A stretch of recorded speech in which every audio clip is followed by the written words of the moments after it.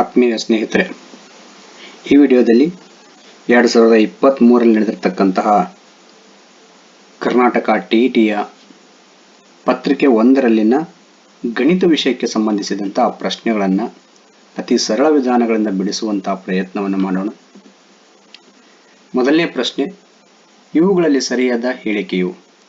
ಸ್ನೇಹಿತರೆ, ಇಲ್ಲಿ 4 ಹೇಳಿಕೆಗಳು ಸಂಖ್ಯೆಗಳ ಆವರ್ತ ಗುಣಕ್ಕೆ ಸಂಬಂಧಿಸಿದ್ದಾಗಿದೆ. ಹಾಗಾಗಿ ನಾವಿಲ್ಲಿ ಸ್ವಾಭಾವಿಕ ಸಂಖ್ಯೆಗಳ ಗಣವು ಸಂಕಲನ ಮತ್ತು ಗುಣಾಕಾರ ಈ ಕ್ರಿಯೆಗಳಲ್ಲಿ ಆವರ್ತ ಗುಣವನ್ನು ಪಾಲಿಸುತ್ತೆ. ಆದರೆ ಇಲ್ಲಿ ವ್ಯವಕಲನ ಅಂತ ಇರೋದ್ರಿಂದ 1ನೇ ಆಪ್ಷನ್ ತಪ್ಪಾಗಿದೆ. ಇನ್ನು 2ನೇ ಆಪ್ಷನ್ಗೆ ಬಂದರೆ ಪೂರ್ಣಾಂಕಗಳಿಗೆ ಸಂಬಂಧಿಸಿದಂತೆ ಸಂಕಲನ, ವ್ಯವಕಲನ ಮತ್ತು ಗುಣಾಕಾರ ಈ 3 ಕ್ರಿಯೆಗಳ ಆವರ್ತ ಗುಣವನ್ನು ಪಾಲಿಸುತ್ತೆ. ಆದರೆ ಇಲ್ಲಿ ಭಾಗಾಕಾರ ಇರೋದ್ರಿಂದ ಆಪ್ಷನ್ 2 ಕೂಡ ತಪ್ಪಾಗಿದೆ. ವಾಸ್ತವ ಸಂಖ್ಯೆಗಳಿಗೆ ಸಂಬಂಧಿಸಿದಂತೆ ಸಂಕಲನ, ವ್ಯವಕಲನ ಮತ್ತು ಗುಣಾಕಾರ ಕ್ರಿಯೆಗಳು ಆವರ್ತ ಗುಣವನ್ನು ಪಾಲಿಸುತ್ತೆ. ಇಲ್ಲಿ ಭಾಗಾಕಾರ ಅಂತ ಇರೋದ್ರಿಂದ 3ನೇ ಆಪ್ಷನ್ ಕೂಡ ತಪ್ಪಾಗಿದೆ. ಭಾಗಲಬ್ಧ ಸಂಖ್ಯೆಗಳು ಸಂಕಲನ, ವ್ಯವಕಲನ ಮತ್ತು ಗುಣಾಕಾರ ಕ್ರಿಯೆಗಳಲ್ಲಿ ಆವರ್ತ ಗುಣವನ್ನು ಪಾಲಿಸುತ್ತೆ. ಹಾಗಾಗಿ ಇಲ್ಲಿ ಸಂಕಲನ ಮತ್ತು ವ್ಯವಕಲನ 2 ಕ್ರಿಯೆಗಳು ಇರೋದ್ರಿಂದ ಆಪ್ಷನ್ 4 ಸರಿಯಾದ ಉತ್ತರ ಆಗಿದೆ ಸ್ನೇಹಿತರೆ. 2/3 ಮತ್ತು 3/5ರ ನಡುವಿನ ಭಿನ್ನರಾಶಿಯು? ಸ್ನೇಹಿತರೆ, ಈ ಪ್ರಶ್ನೆಗಳಿಗೆ ಉತ್ತರವನ್ನು ಕಂಡುಕೊಳ್ಳೋದಕ್ಕೆ ಭಿನ್ನರಾಶಿಗಳನ್ನು ದಶಮಾಂಶ ರೂಪದಲ್ಲಿ ಬರ್ಕೋಬೇಕು. 2/3 ದಶಮಾಂಶ ರೂಪದಲ್ಲಿ ಬರ್ಕೊಂಡ್ರೆ 0.66 ಆಗುತ್ತೆ. 3/5 ದಶಮಾಂಶ ರೂಪ 0.60 ಆಗುತ್ತೆ. ಈ 4 ಆಪ್ಷನ್ ಇದೆಯಲ್ಲ, ಈ ಭಿನ್ನರಾಶಿಗಳನ್ನು ದಶಮಾಂಶ ರೂಪದಲ್ಲಿ ಬರ್ಕೋಬೇಕು. ಇದನ್ನು ನಾವು ಅಂಶ ಮತ್ತು ಛೇದವನ್ನು 2ರಿಂದ ಗುಣಾಕಾರ ಮಾಡಿದ್ರೆ ಇದು 62/100 ಆಗುತ್ತೆ. ಅಂದರೆ ದಶಮಾಂಶ ರೂಪದಲ್ಲಿ ಬರ್ಕೊಂಡ್ರೆ 0.62. ಇದನ್ನು ನಾವು ದಶಮಾಂಶ ರೂಪದಲ್ಲಿ ಬರ್ಕೊಂಡ್ರೆ 2/5 ದಶಮಾಂಶ ರೂಪ 0.40 ಆಗುತ್ತೆ. 1/3 ದಶಮಾಂಶ ರೂಪ 0.33 ಆಗುತ್ತೆ. 1/15 ದಶಮಾಂಶ ರೂಪ 0.06 ಆಗುತ್ತೆ.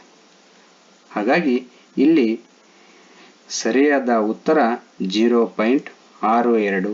ಹಾಗಾಗಿ ಆಪ್ಷನ್ 1 31/50 ಸರಿಯಾದ ಉತ್ತರ. ಈ ಪ್ರಶ್ನೆಗೆ ಉತ್ತರವನ್ನು ಕಂಡುಕೋಬೇಕಂದ್ರೆ ಇಲ್ಲಿ ಮೊದಲಿಗೆ √256 256ರ ವರ್ಗಮೂಲ 16 ಸ್ನೇಹಿತರೆ. ಈ ಜಾಗದಲ್ಲಿ 16 ಬರ್ಕೊಂಡ್ರೆ 20 - 16 ಅಂದರೆ 4 ಆಗುತ್ತೆ. ಅಂದರೆ √4 ಆಗುತ್ತೆ. √4 ಅಂದರೆ 2. ಅಂದರೆ ಈ ಟೋಟಲ್ ಟರ್ಮ್ ಅಲ್ಲಿ ನಮಗೆ 2 ಆಗುತ್ತೆ. 47 + 2 49 ಆಗುತ್ತೆ. √49 ಅಂದರೆ 7 ಆಗುತ್ತೆ. ಅಂದರೆ ಈ ಟೋಟಲ್ ಈ ಜಾಗದಲ್ಲಿ ಉತ್ತರ ನಮಗೆ 7 ಬರುತ್ತೆ. ಅಂದರೆ 43 - 7.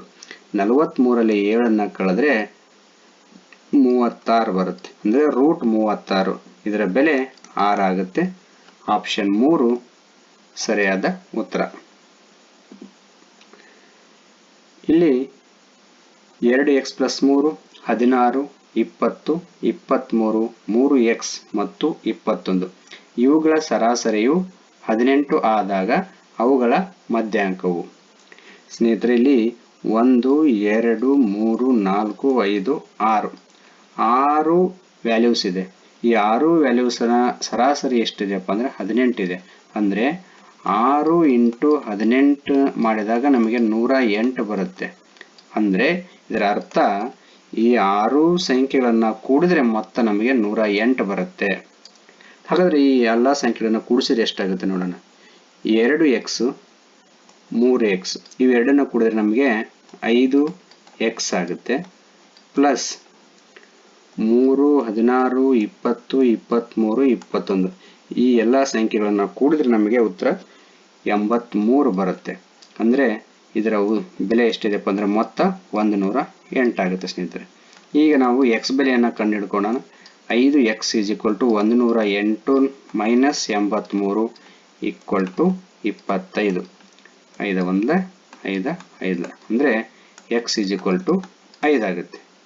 ಈಗ ಮಧ್ಯಾಂಕ ಬೇಕಂದ್ರೆ ಇಲ್ಲಿ ಎಕ್ಸ್ ಜಾಗದಲ್ಲಿ ನಾವು 5 ತುಂಬಬೇಕು. 2 ಇಲ್ಲಿ 10 ಪ್ಲಸ್ 3 ಟೋಟಲ್ ಈ ಟರ್ಮ್ ಏನಾಗುತ್ತಪ್ಪ ಅಂದರೆ 13 ಆಗುತ್ತೆ.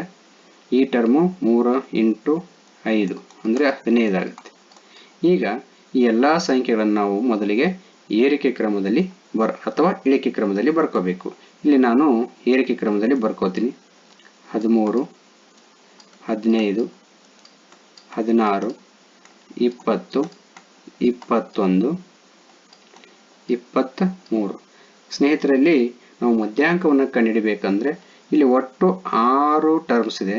ಹಾಗಾಗಿ ಮಧ್ಯದಲ್ಲಿರ್ತಕ್ಕಂಥ 2 ಸಂಖ್ಯೆಗಳನ್ನು ಕೂಡಿಸಿ 2ರಿಂದ ಭಾಗಿಸ್ಬೇಕು. ಅಂದರೆ ಇದರ ಉತ್ತರ ಎಷ್ಟಾಗುತ್ತೆ ನೋಡ್ರಿ, 36/2 ಆಗುತ್ತೆ. 36/2 ಅಂದರೆ ಉತ್ತರ 18 ಆಗುತ್ತೆ. ಅಂದರೆ ಆಯ್ಕೆ 3 18 ಸರಿಯಾದ ಉತ್ತರ ಆಗಿದೆ. ಎಕ್ಸ್ನ ಶೇಕಡ 5.2ರ ಪ್ರಮಾಣವು 2.08ಕ್ಕೆ ಸಮನಾದರೆ ಎಕ್ಸ್ನ ಬೆಲೆ ಎಷ್ಟು ಅಂತ ಕೇಳಿದ್ರೆ ಸ್ನೇಹಿತರೆ, ಇಲ್ಲಿ ಒಂದು ಸಂಖ್ಯೆಯನ್ನು ನಾವು ಎಕ್ಸ್ ಅಂತ ತಗೊಂಡ್ರೆ ಈ ಎಕ್ಸ್ನ ಶೇಕಡ 5.2 ಇದು 2.08ಕ್ಕೆ ಸಮ ಅಂತ ಹೇಳ್ತಿದ್ದಾರೆ. ಹಾಗಾದ್ರೆ ನಾವು ಇದನ್ನು ಯಾವ ರೀತಿ ಬಿಡಿಸ್ಬೋದು ಅನ್ನೋದು ನೋಡ್ರಿ. 5.2 ಇದನ್ನು ನಾವು ಭಿನ್ನ ರಾಶಿಯಲ್ಲಿ ಬರೆದ್ರೆ 5.2/100 ಆಗುತ್ತೆ, ಈಕ್ವಲ್ ಟು 2.08. ಈಗ ನಾವು x is equal to 2.08 by ಈ ಸಂಖ್ಯೆಯನ್ನು ಬಲಭಾಗ ತೆಗೆದುಕೊಂಬರ್ರಿ, 5.2 ಆಗುತ್ತೆ. ನಾವು 0 ಅಂತ ಬರೀಬಹುದು. ಇಂಟು 100. ಇಲ್ಲಿ 2 ಅಂಕಿ ಆದಮೇಲೆ ಬಿಂದು ಇದೆ, ಇಲ್ಲಿ 2 ಅಂಕಿ ಆದಮೇಲೆ ಬಿಂದು ಇರೋದ್ರಿಂದ ಬಿಂದು ನಾವು ಕ್ಯಾನ್ಸಲ್ ಮಾಡಬಹುದು. ಅದೇ ರೀತಿಯಾಗಿ 0 0 52ರಿಂದ 208 ಭಾಗಿಸಿದ್ರೆ ನಮಗೆ ಉತ್ತರ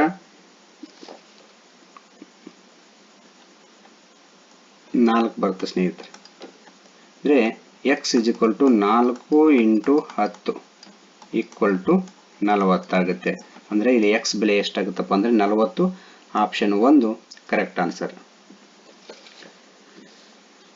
X plus Y equal to 14 ಮತ್ತು X minus Y equal to 4 ಆದಾಗ 2 ಎಕ್ಸ್ ಪ್ಲಸ್ ವೈನ ಬೆಲೆ ಅಂತ ಕೇಳಿದ್ದಾರೆ. ಅಂದರೆ ನಾವಿಲ್ಲಿ ಎಕ್ಸ್ ಮತ್ತು ವೈ ಬೆಲೆಗಳನ್ನು ಕಂಡುಹಿಡಿಬೇಕು. ಇಲ್ಲಿ ನಾವಾಗ x plus y is equal to 14, x minus y is equal to 4. ಎರಡನ್ನ ಕೂಡಿಸಿದ್ರೆ ಏನಾಗುತ್ತಪ್ಪ ಅಂದರೆ ವೈ ಕ್ಯಾನ್ಸಲ್ ಆಗುತ್ತೆ. ಎಕ್ಸ್ ಪ್ಲಸ್ ಎಕ್ಸ್ ಅಂದರೆ 2x, ಇದು 14 ಪ್ಲಸ್ 4 18 ಆಗುತ್ತೆ. 2 ಒಂದೇ 2 9. ಎಕ್ಸ್ ಅಂದರೆ ಎಕ್ಸ್ ಬೆಲೆ 9 ಆಯಿತು. ಈಗ ಎಕ್ಸ್ ಜಾಗದ 9 ಬರೆದ್ರೆ ಎಕ್ಸ್ ಮತ್ತು ವೈ ಕೂಡಿದ್ರೆ 14 ಬರುತ್ತೆ. ಹಾಗಾದರೆ 9ಕ್ಕೆ ಎಷ್ಟು ಕೂಡಿಸಿದ್ರೆ 14 ಬರುತ್ತೆ ನೋಡ್ರಿ, 5 ಕೂಡಿಸಿದ್ರೆ 14 ಬರುತ್ತೆ. ಅಂದರೆ ಎಕ್ಸ್ 9 ವೈ 5 ಆಗುತ್ತೆ. ಈಗ ನಾವು ಇದರ ಬೆಲೆ ತುಂಬಿದರೆ 2 ಎಕ್ಸ್ ಜಾಗದಲ್ಲಿ 9 ವೈ ಜಾಗದಲ್ಲಿ 5 ಹಾಕಿದರೆ 18 ಪ್ಲಸ್ 5 ಈಕ್ವಲ್ ಟು 23 ಆಗುತ್ತೆ. ಆಪ್ಷನ್ 2 23 ಸರಿಯಾದ ಉತ್ತರ ಆಗಿದೆ. 97ನೇ ಪ್ರಶ್ನೆ.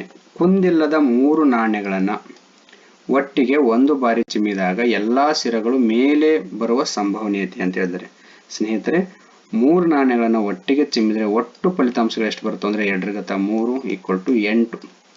ಒಟ್ಟು ಫಲಿತಾಂಶಗಳು ಎಷ್ಟು ಬರ್ತವೆ ಅಂದರೆ 8 ಬರುತ್ತೆ.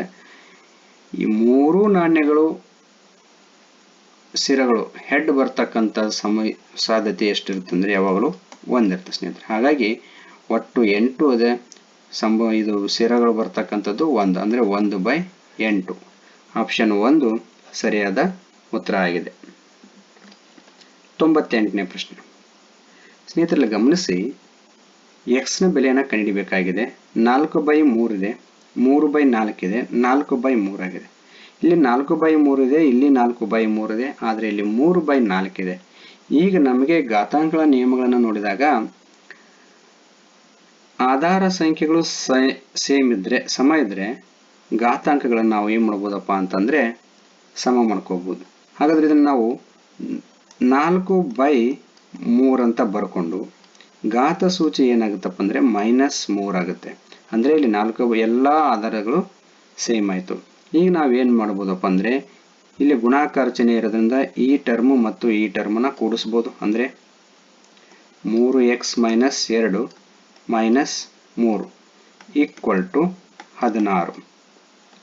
ಇವು ಏನಾಗುತ್ತೆ ನೋಡ್ರಿ, 3x ಮೈನಸ್ 5 ಈಕ್ವಲ್ ಟು 16 ಆಗುತ್ತೆ. 3x is equal to 16 plus 5 equal to 21. 3 ಒಂದಲೇ 3 7, x ಇಸ್ ಈಕ್ವಲ್ ಟು 7 ಆಗುತ್ತೆ. ಆಪ್ಷನ್ 1 ಸರಿಯಾದ ಉತ್ತರ ಆಗಿದೆ. 4x² ಮೈನಸ್ 10x ಅನ್ನು ಒಂದು ಪೂರ್ಣ ವರ್ಗವನ್ನಾಗಿ ಮಾಡಲು ಅದಕ್ಕೆ ಸೇರಿಸಬೇಕಾದ ಪ್ರಮಾಣವು.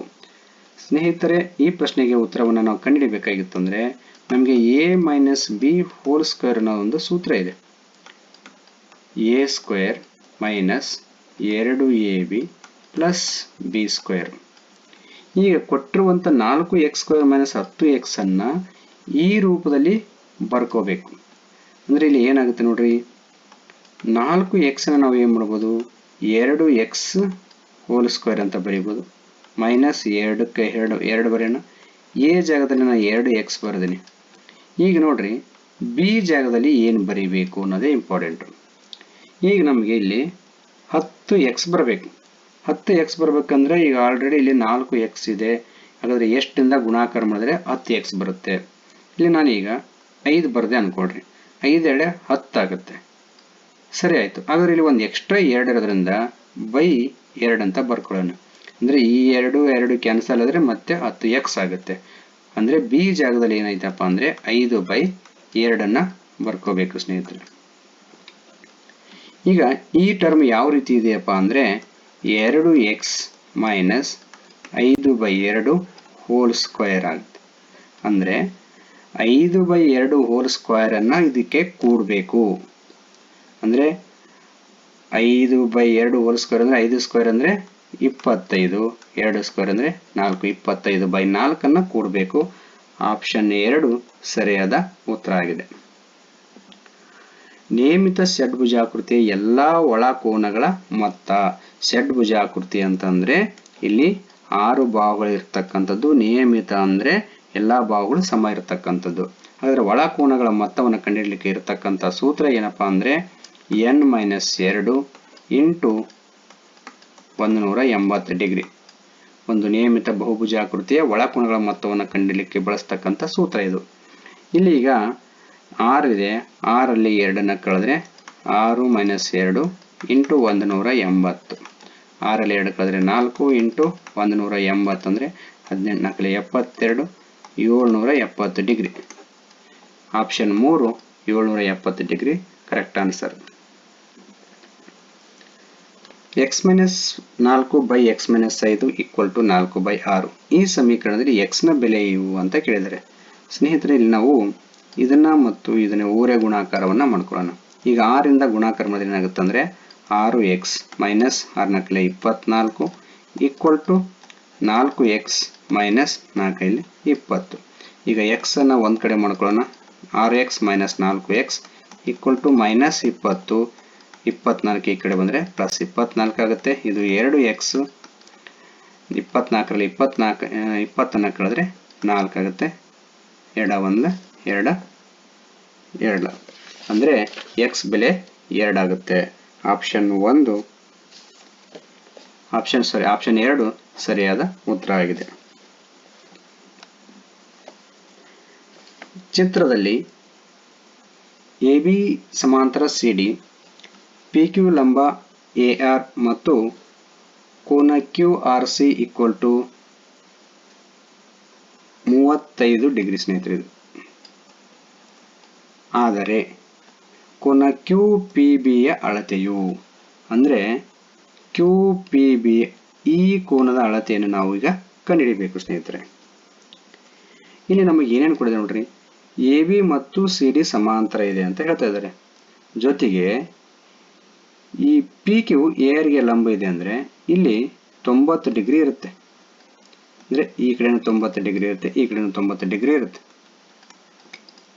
ನೆಕ್ಸ್ಟ್ QRC ಈ ಕೋನ ಎಷ್ಟಿದೆಪ್ಪ ಅಂತಂದ್ರೆ 35 ಡಿಗ್ರಿ ಇದೆ. ಇಲ್ಲಿ ನೋಡಿ AB ಮತ್ತು CD ಸಮಾಂತರ ಇದೆ ಅಂದ್ರೆ ನೀವು ಸ್ವಲ್ಪ ಗಮನಿಸಿ, ಇದನ್ನು Z ಆಕಾರದಲ್ಲಿದೆ ಅಂದ್ರೆ ಪರ್ಯಾಯ ಕೋನಗಳು ಅಂತ ಕರಿತೀವಿ ನಾವು. ಇದು 35 ಡಿಗ್ರಿ ಇದ್ರೆ ಈ ಕೋನ ಕೂಡ ಏನಿರುತ್ತಪ್ಪ ಅಂದರೆ 35 ಡಿಗ್ರಿ ಇರುತ್ತೆ. ಹಾಗಾದರೆ ಈ ಕೋನದ ಅಳತೆ ಎಷ್ಟಿರುತ್ತೆ? ನಮಗೆ ತ್ರಿಭುಜದ ಒಂದು ನಿಯಮ ಇದೆ. ಕೋನಗಳಿಗೆ ಸಂಬಂಧಿಸಿದಂತೆ ತ್ರಿಭುಜದ ಕೋನಗಳಿಗೆ ಸಂಬಂಧಿಸಿದಂತೆ ತ್ರಿಭುಜದ ಹೊರ ಕೋನ ಎಷ್ಟಿರುತ್ತಪ್ಪ ಅಂದರೆ ಅದರ ಒಳ ಅಭಿಮುಖ ಕೋನಗಳ ಮೊತ್ತಕ್ಕೆ ಸಮನಾಗಿರುತ್ತೆ. ಅಂದರೆ 35 ಮತ್ತು 90 ಕೂಡಿಸಿದ್ರೆ ಎಷ್ಟು ಬರುತ್ತೆ? 125 ಡಿಗ್ರಿ ಆಗುತ್ತೆ. ಹಾಗಾಗಿ ಆಪ್ಷನ್ 3 125 ಡಿಗ್ರಿ ಇದು ಸರಿಯಾದ ಉತ್ತರ ಆಗಿದೆ. ದತ್ತ ಚಿತ್ರದಲ್ಲಿ ಕೊಟ್ಟಿರುವ ಅಳತೆಗಳಿಗೆ ತ್ರಿಭುಜ BAC ಸರ್ವಸಮ ತ್ರಿಭುಜ DCA ಈ ಹೇಳಿಕೆಯನ್ನು ಸಮರ್ಥಿಸಲು ಸಹಾಯಕವಾಗುವ ತ್ರಿಭುಜಗಳ ಸರ್ವಸಮ್ಮತೆಯ ನಿಯಮ ಅಂತ ಕೇಳಿದರೆ, ಸ್ನೇಹಿತರೆ ಇಲ್ಲಿ BAC ಈ ತ್ರಿಭುಜ ಮತ್ತು DCA ಈ ಎರಡು ತ್ರಿಭುಜ, ಈ ಒಂದು ತ್ರಿಭುಜ ಎರಡನೇ ತ್ರಿಭುಜ, ಎರಡೂ ತ್ರಿಭುಜಗಳು ಸರ್ವಸಮ ಅಂತ ಸಾಧಿಸಲಿಕ್ಕೆ ಈ ಹೇಳಿಕೆಯನ್ನು ಸಮರ್ಥನೆ ಮಾಡಲಿಕ್ಕೆ ಯಾವ ನಿಯಮ ಅನ್ವಯ ಆಗುತ್ತೆ ಅನ್ನೋದನ್ನು ನಾವಿಲ್ಲಿ ಪತ್ತೆ ಹಚ್ಚಬೇಕಾಗಿದೆ. ಸ್ನೇಹಿತರೆ ಗಮನಿಸಿ, ಇಲ್ಲಿ ಕೋನ B 60 ಡಿಗ್ರಿ ಇದೆ, ಕೋನ D 60 ಡಿಗ್ರಿ ಇದೆ. ಅಂದರೆ ಒಂದು ಕೋನ ಅಳತೆ ಸಮ ಇದೆ. ನೆಕ್ಸ್ಟ್ ಅದೇ ರೀತಿ ಇನ್ನೊಂದು ಕೋನ ಕೂಡ ಅಳತೆ ಸಮ ಇದೆ, 50 ಡಿಗ್ರಿ ಇದೆ. ಇನ್ನೊಂದು ಕೋನದ ಅಳತೆ ಕೂಡ ಸಮ ಇದೆ. ಜೊತೆಗೆ ಇಲ್ಲಿ 6 ಸೆಂಟಿಮೀಟರ್ ಇದೆಯಲ್ಲ, ಇದು ಎರಡೂ ತ್ರಿಭುಜಗಳ ಸಾಮಾನ್ಯ ಬಾಹು ಅಂದರೆ ಸಮ ಇದೆ. ಅಂದರೆ ಒಂದು ಬಾಹು ಸಮ ಇದೆ. ಅಂದರೆ ASA ಈ ನಿಯಮದ ಪ್ರಕಾರ ಈ ಎರಡು ತ್ರಿಭುಜಗಳು ಸರ್ವಸಮ ಆಗುತ್ತೆ. ಆಪ್ಷನ್ 3 ASA ನಿಯಮ.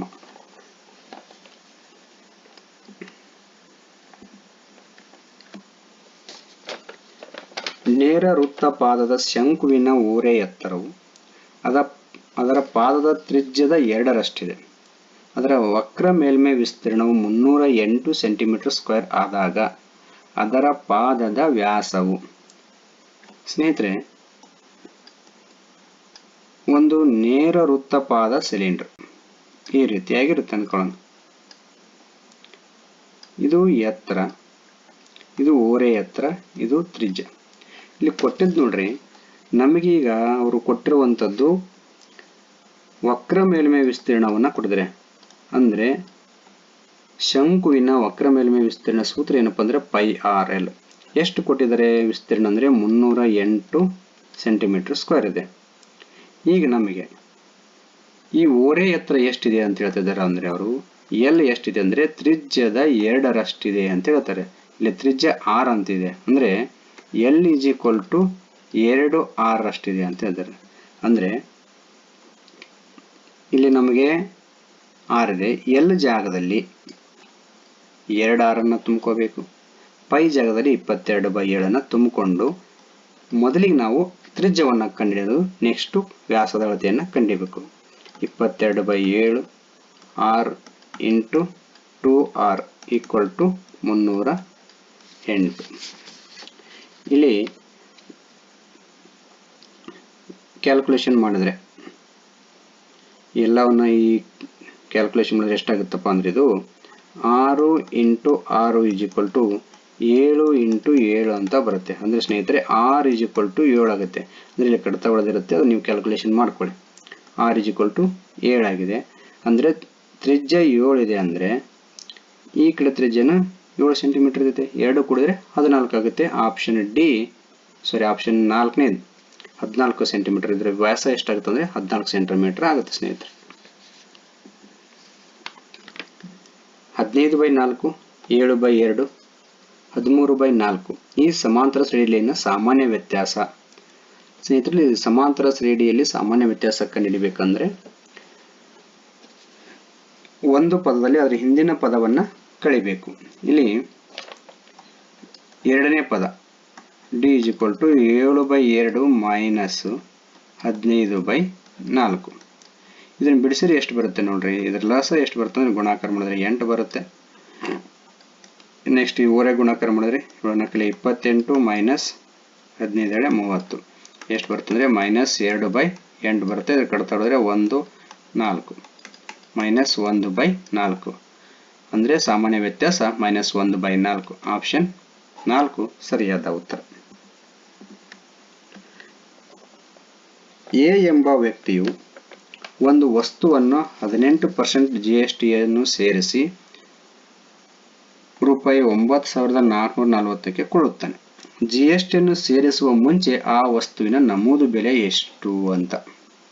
ಅಂದರೆ ಸ್ನೇಹಿತರೆ, ಇಲ್ಲಿ ಒಂದು ವಸ್ತುವಿನ ಬೆಲೆ 100 ರೂಪಾಯಿ ಆದರೆ ಅದಕ್ಕೆ 18% GSTಯನ್ನು ಸೇರಿಸಿದ್ರೆ, ಅಂದರೆ 100 ರೂಪಾಯಿ ಇರ್ತಕ್ಕಂಥ ವಸ್ತುವನ್ನು ನಾವು 118 ರೂಪಾಯಿ ಕೊಟ್ಟು ಖರೀದಿಸಬೇಕಾಗುತ್ತೆ.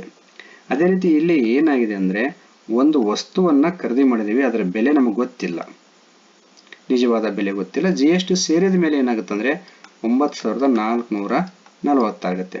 ಹಾಗಾದರೆ ಅದರ ನಿಜವಾದ ಬೆಲೆ ಎಷ್ಟು, ಅದರ ನಮೂದು ಬೆಲೆ ಎಷ್ಟು ಅಂತ ನಾವಿಲ್ಲಿ ಕಂಡುಹಿಡಿಬೇಕಾಗಿದೆ. ಅಂದರೆ ಏನು ಮಾಡಬೇಕಪ್ಪ ಅಂದ್ರೆ, ನಾವೀಗ ಎರಡನ್ನು ಗುಣಾಕಾರ ಮಾಡ್ರಿ. ಅಂದರೆ 9,440 ಇಂಟು 100 ಬೈ 118ರಿಂದ ಭಾಗಿಸ್ಬೇಕು. ಸ್ನೇಹಿತರೆ, 118ರಿಂದ 9,440 ಭಾಗಿಸಿದ್ರೆ ನಮಗೆ ಉತ್ತರ 80 ಬರುತ್ತೆ.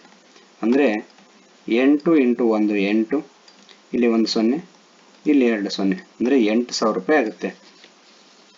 8,000 ರೂಪಾಯಿ ಇರತಕ್ಕಂಥ ಆಪ್ಷನ್ನು 2 ಇದೆ. ಸರಿಯಾದ ಉತ್ತರ 2, ಆಪ್ಷನ್ 2. ಓ ಕೇಂದ್ರವುಳ್ಳ ವೃತ್ತದಲ್ಲಿ ಕೋನ AOB 5x, ಕೋನ AOC 2x ಮತ್ತು ಕೋನ BOC x ಆದರೆ ವಿಕರ್ಣವನ್ನು ಹೊಂದಿರುವ ಲಂಬಕೋನ ತ್ರಿಭುಜವು.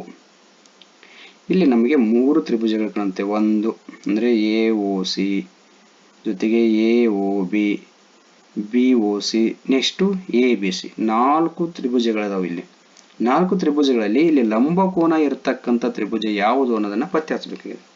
ಸ್ನೇಹಿತರೆ, ಇಲ್ಲಿ ನೋಡ್ರಿ, 2x 5x x ಈ ಮೂರನ್ನು ಕೂಡಿದ್ರೆ ಅಂದರೆ ಪೂರ್ಣ ಕೋನದ ಅಳತೆ ಎಷ್ಟಾಗಿರುತ್ತೆ ಅಂದರೆ 360 ಡಿಗ್ರಿ ಆಗಬೇಕು.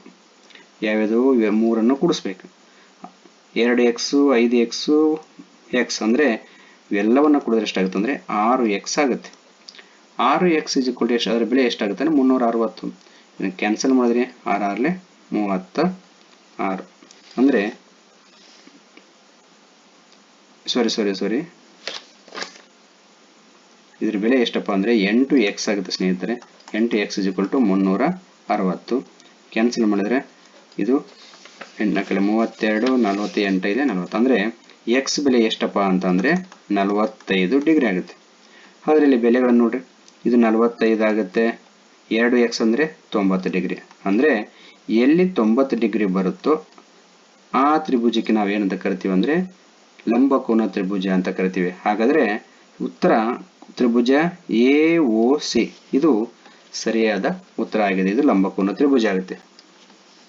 ಹಾಗಾದರೆ ಆಪ್ಷನ್ 2 ತ್ರಿಭುಜ AOC ಸರಿಯಾದ ಉತ್ತರ ಆಗಿದೆ ಸ್ನೇಹಿತರೆ.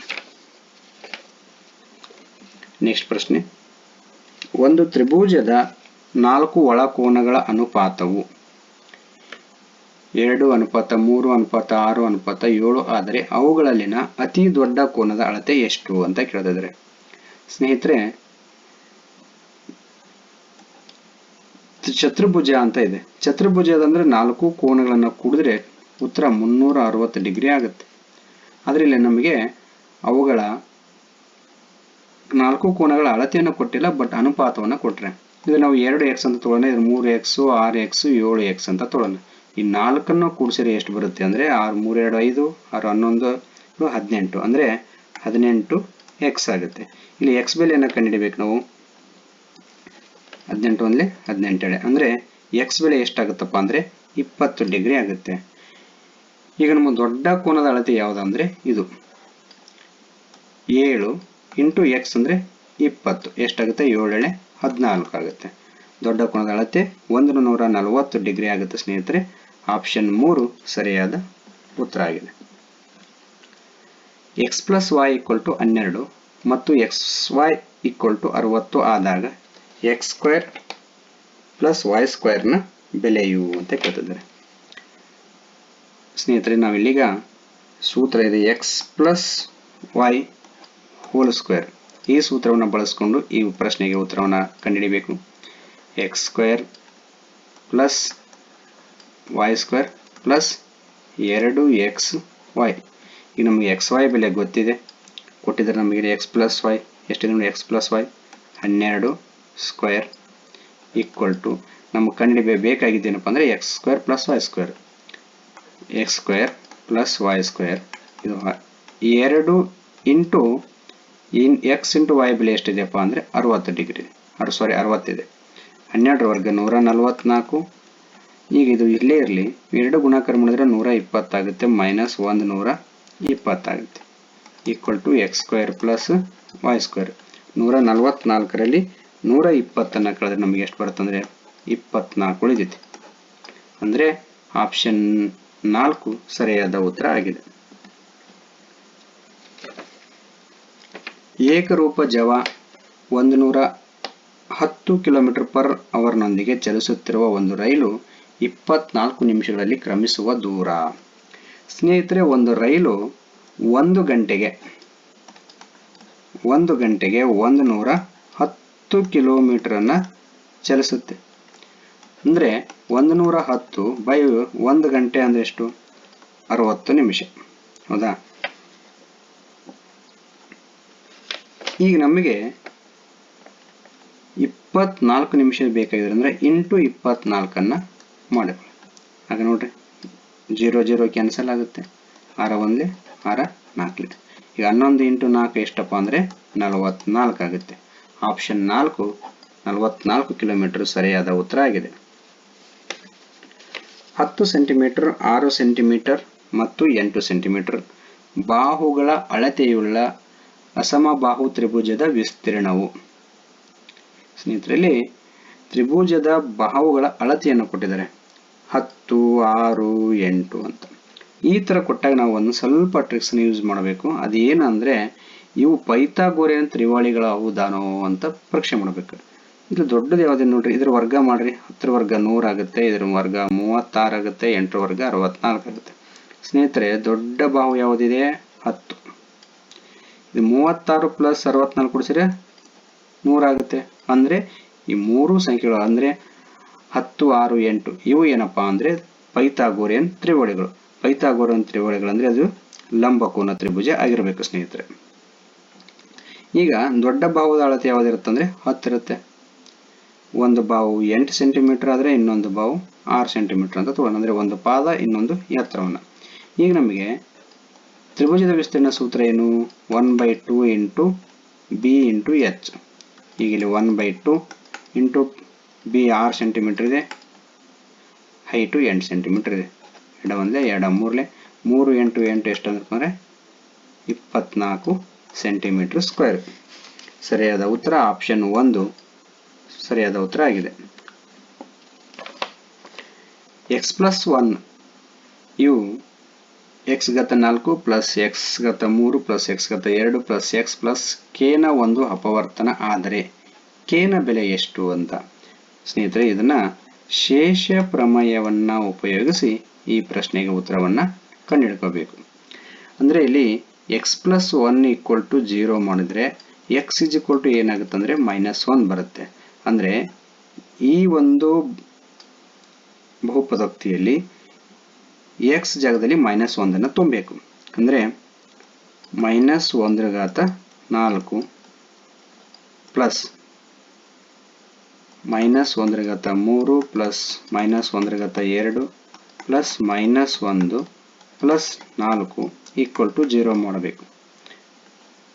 ಈಗ ಇಲ್ಲಿ ನೋಡ್ರಿ, ಘಾತ ಸೂಚಿ ಸಮ ಸಂಖ್ಯೆ ಇದ್ರೆ ಇದು ಒಳಗಿನ ಸಂಖ್ಯೆ ಪ್ಲಸ್ ಇರುತ್ತೆ, ಅದ್ರ ಬೆಲೆ ವರ್ಗ 1 ಪ್ಲಸ್ ಆಗುತ್ತೆ.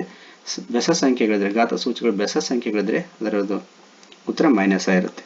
ಅಂದರೆ ಇದ್ರ 1 -1 plus 1 -1 plus k = 0 plus 1 -1 plus 1 -1 0 ಆಗುತ್ತೆ. k = 0 ಅಂದರೆ k ಬೆಲೆ ಎಷ್ಟಪ್ಪ ಅಂದರೆ 0 ಆಗುತ್ತೆ. Option 4 correct answer.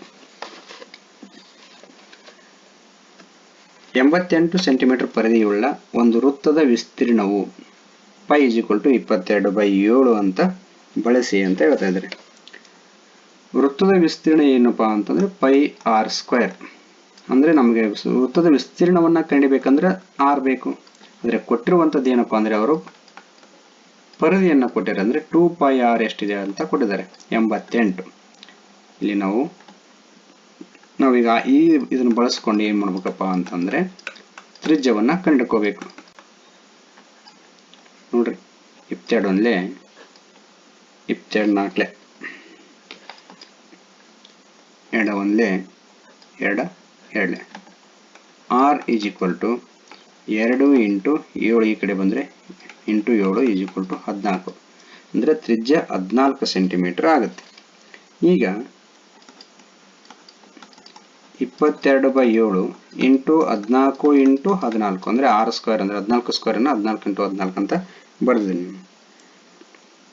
ನೋಡ್ರಿ 7 ಒಂದ್ಲೆ 7 7 14 22 ಇಂಟು 2 ಇಂಟು 14 ಗುಣಾಕಾರ ಮಾಡಿದ್ರೆ ಎಷ್ಟು ಬರುತ್ತಪ್ಪ ಅಂದರೆ 616 ಬರುತ್ತೆ ಸ್ನೇಹಿತರೆ. 616 ಇರ್ತಕ್ಕಂಥ ಆಪ್ಷನ್ 2 616 ಸೆಂಟಿಮೀಟರ್ ಸ್ಕ್ವೇರ್. ಸ್ನೇಹಿತರೆ, ಇದುವರೆಗೂ ನಿಮಗೆ ನಾವು ಬಿಡಿಸಿರ್ತಕ್ಕಂಥ ಪತ್ರಿಕೆಯಲ್ಲಿನ ಸರಳ ವಿಧಾನಗಳಿಂದ ಬಿಡಿಸುವಂಥ ಪ್ರಯತ್ನ ಮಾಡಿದ್ದೀವಿ. ತಮ್ಮೆಲ್ಲರಿಗೂ ಇಷ್ಟ ಆಗಿದ್ರೆ ಈ ನಮ್ಮ ಚಾನಲ್ನ ಸಬ್ಸ್ಕ್ರೈಬ್ ಮಾಡ್ಕೊಳ್ಳಿ, ಜೊತೆಗೆ ನಿಮ್ಮ ಫ್ರೆಂಡ್ಸ್ಗೆ ಕೂಡ ಶೇರ್ ಮಾಡಿ ಅಂತ ಹೇಳ್ತಾ ಇಲ್ಲಿವರೆಗೂ ನಮ್ಮ ವಿಡಿಯೋನ ನೋಡಿದ್ದಕ್ಕಾಗಿ ತಮ್ಮೆಲ್ಲರಿಗೂ ಮತ್ತೊಮ್ಮೆ ಧನ್ಯವಾದಗಳು.